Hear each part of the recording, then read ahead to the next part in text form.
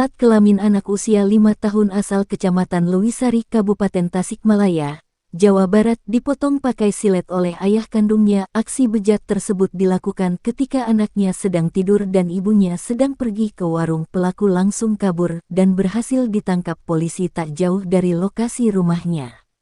Seorang bocah usia 5 tahun asal Desa Jaya Mukti, Kecamatan Lewisari, Kabupaten Tasikmalaya, Jawa Barat terpaksa dilarikan ke Rumah Sakit Umum Singaparna Medica Center, Tasikmalaya, setelah mendapat tindak kekerasan oleh ayah kandungnya di tempat tinggalnya pada Selasa, tanggal 20 Desember tahun 2022 petang tadi.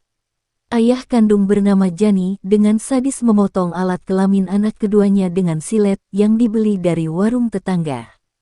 Ibu kandung bernama Mini Marlina mendengar laporan dari tetangga bahwa anaknya menjerit kesakitan, lantas pulang ke rumah dan kaget menemukan anaknya menangis kesakitan di kamar dalam kondisi terluka parah. Bocah itu kemudian dibawa ke puskesmas terdekat. Namun petugas medis tidak sanggup. Kemudian sekitar pukul 19 malam, dirujuk ke Rumah Sakit Umum SMC Tasikmalaya. Saat dilakukan pemeriksaan dokter rumah sakit, alat kelamin bagian depan milik bocah laki-laki bernama Rangga Atmawijaya tersebut sudah hilang terpotong. Di hadapan Ketua KPAID Kabupaten Tasikmalaya, pelaku mengaku nekat memotong alat kelamin anak kandungnya, lantaran kesal sering adu mulut dengan istrinya. Akibat tak punya pekerjaan, anaknya dipotong menggunakan silet saat posisinya sedang tidur.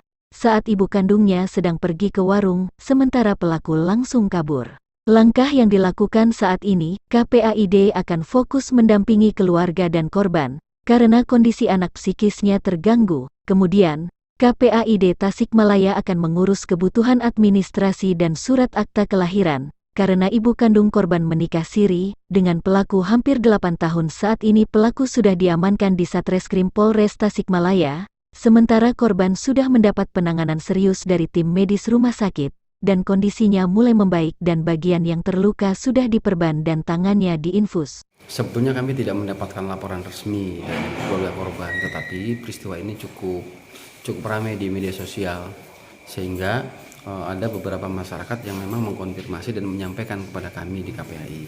Sehingga pada saat itu, tepat kira-kira mungkin jam 7:30, kami mendapatkan sebuah akurasi bahwa informasi ini adalah A1 dan kondisi korban pada saat itu sudah dirawat di SMC. Maka kemudian kami KPAID bersama UPTD PPA Kabupaten Tasikmalaya segera melakukan kunjungan ke SMC.